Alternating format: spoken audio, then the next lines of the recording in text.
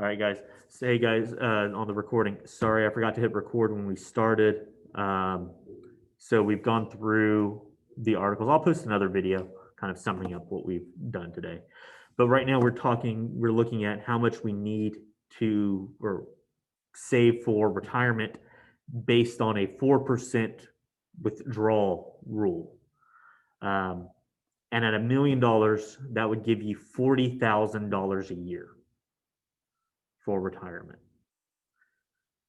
How many of y'all could live off $40,000 a year in retirement? You think that may cover all of your expenses?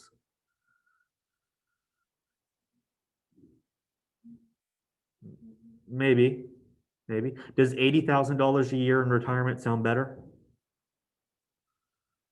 to cover? I mean, if you think about you're retired, so should you have a mortgage? Or should your house be paid for? Yeah, by the time you retire, your house should be paid for. So you're really just like everything that you own should be paid for. You may want a new car every so often. What does the average car price cost? I guess it depends on the car, right? What's a car that you would like to have in retirement? Give me a brand.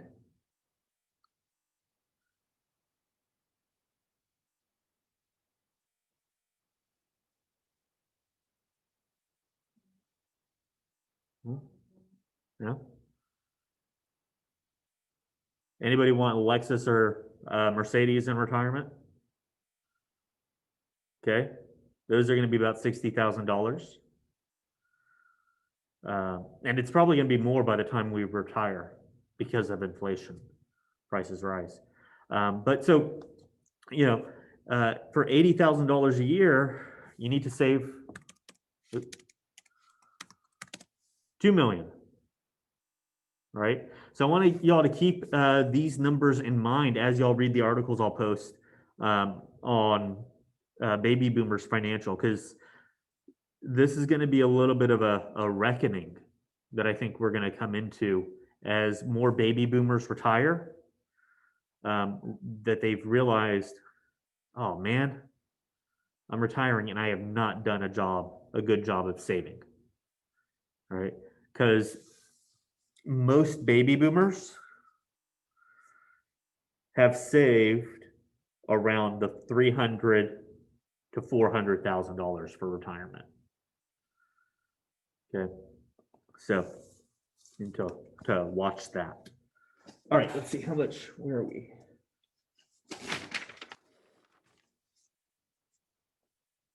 Okay, we have about 15 minutes left. Is there anything y'all want to talk about, or y'all want to anything in the financial news that has caught your eye recently?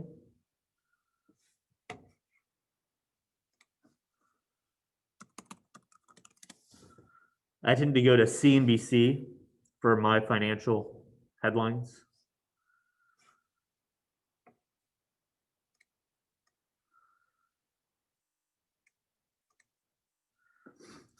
Okay, here's one thing real quick. These right here are the markets, the financial markets. Okay, we have the Dow Jones, the S&P 500, and the NASDAQ. Those are the three main markets. You see here, they all say FUT next to them, right? See that? All that stands for is futures. And the reason it says futures is because the market has not opened yet. The market, the stock market will open at 8:30 our time. Okay.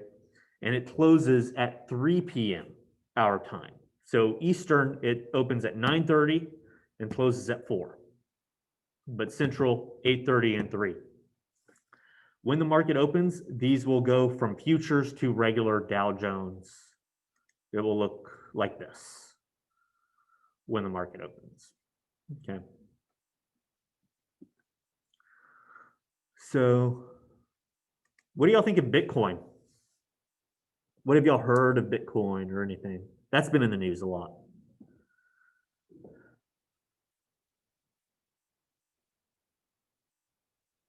you can make a lot from it, I guess. So How can you make money from Bitcoin? I think if you buy it at a cheaper price and you wait for it to rise in value, Yeah. So making money on Bitcoin requires you to buy it at a low price and then it grows in value, which the only reason that it grows in value is because other people are willing to pay more for it than you did. Okay, that's the only thing um, that causes it to grow. If people are willing or aren't willing to pay more for it than you did, what happens to the value? it goes down. It goes down, right? So it's very, uh, very volatile. Okay, it's hitting all-time highs right now, but it could, we could be watching a bubble here, which bubbles will ultimately burst. Have you all heard of the tulip bubble? Okay, so back in the 1400s, 1500s, somewhere around there, in the Netherlands, there was this tulip bubble. And it's a really interesting, tulip's a flower, right? But because of this bubble, people were kept on wanting to pay more and more for the tulip bulbs, the little seeds where the tulip grows. Um, People kept on that at the peak of the tulip bubble, a tulip was worth as much as a house. Yeah.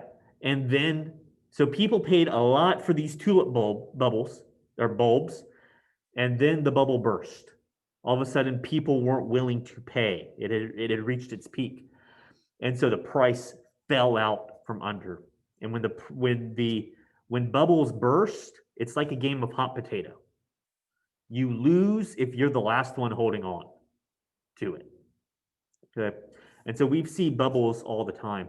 And that's one of the things when we start talking about investing, something we need to keep in mind is what feeds a bubble is hype. If everybody starts getting into it, then the value of uh, the asset, the value of whatever it is, becomes disconnected to the price. And so, like a tulip, what is it good for? Well, I mean, it has some value. What's the value of a tulip? It looks pretty, right? So when all of a sudden the value that or the price of that tulip, the price of that asset becomes crazy relative to its uh, value that we can tell, it's a sign that we're in a bubble, right? Bitcoin may be a bubble waiting to bust. Um, Another one that I've seen is Tesla. Have y'all heard of Tesla? Yeah. What has its stock done? gone up. It has gone up and up and up. And there may be some backing on it, but do we want our companies to be productive and profitable? If you were going to invest in a company, do you want it to be productive and profitable? Yeah. By the way, you want to see the change of Tesla stock over the last year.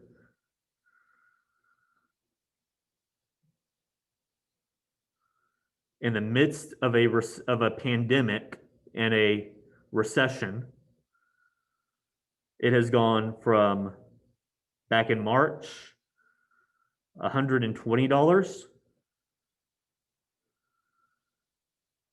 to $800. Okay, it's kind of crazy.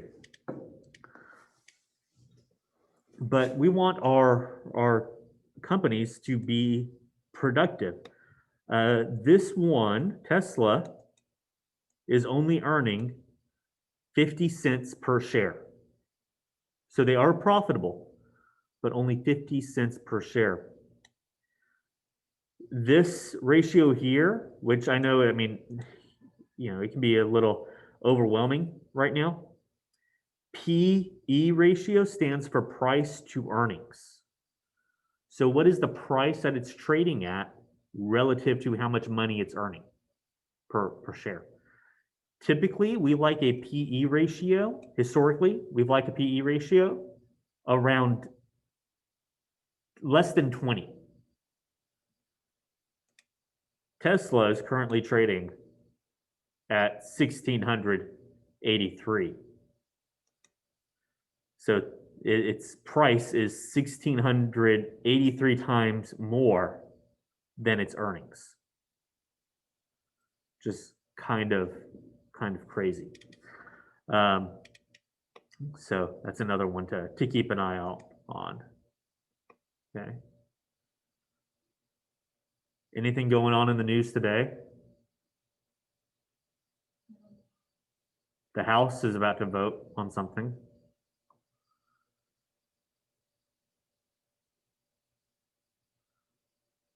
They're going to impeach President Trump for the second time. Okay. Let's see if there's anything else here. Okay, mortgage refinance. So a mortgage is a debt that one takes to buy a house, right? Because when people buy a house, what do you think the average home price in the Houston area is? If you were to buy a new one, or not necessarily a new, but it could be used too. 500,000. Okay, depending on certain parts. If you're inside the loop, inside 610, definitely 500,000. I think in the Houston area, I would say around 200, 250 would be the average price. Do most people have $200,000 to $250,000 in cash when they buy a home? No. So they take out a mortgage. They take out a loan to buy it, and that's a mortgage. So mortgage refinance, that just means that the interest rate that they originally got on their mortgage may be higher than what is currently being offered. And when it comes to debt, you want your interest to be as low as possible. If you're going to take on debt, you want low interest on it, or zero interest, which is even better, but low interest. So here, people are refinancing their mortgages because they think that they want to lock in a low interest rate, because we are experiencing really low interest rates right now. But that may be changing in the future, where interest rates will go up. Okay.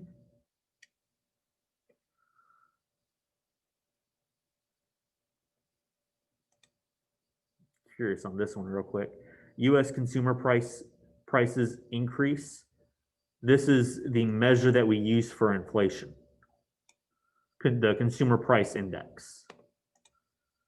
Okay, which if the consumer prices increase, what does that mean for our purchasing power? Are we able to buy more or less with the money that we have? Less, right? Because if prices of everything that we want to buy start increasing, we can't buy everything that we want, right? So our purchasing power decreases. This is the inflation. Okay. So, well, increased almost 0.5%. That's not a big increase. But with all the money that we've added.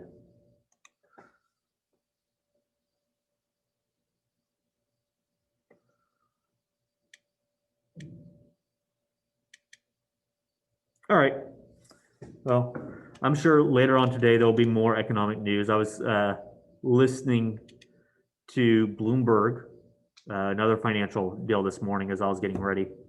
And there were a couple of different announcements that are coming out today relative to personal finance and the economy in general. All right.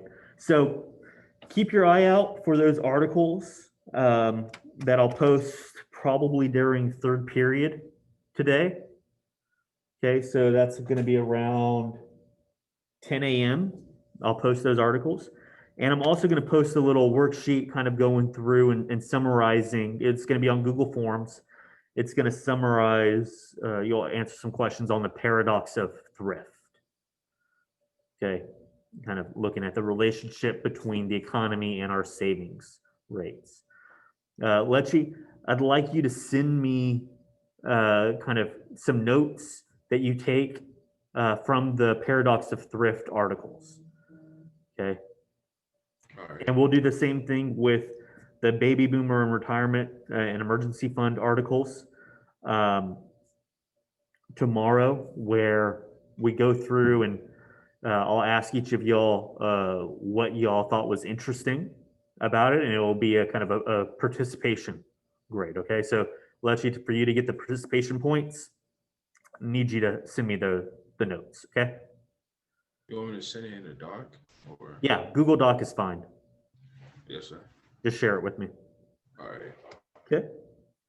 And lastly, don't forget Flipgrid video due Friday on that. Okay. All right, guys. Well, I think we'll go ahead and end there. The bell is about to ring any moment now. So I'll talk to y'all tomorrow.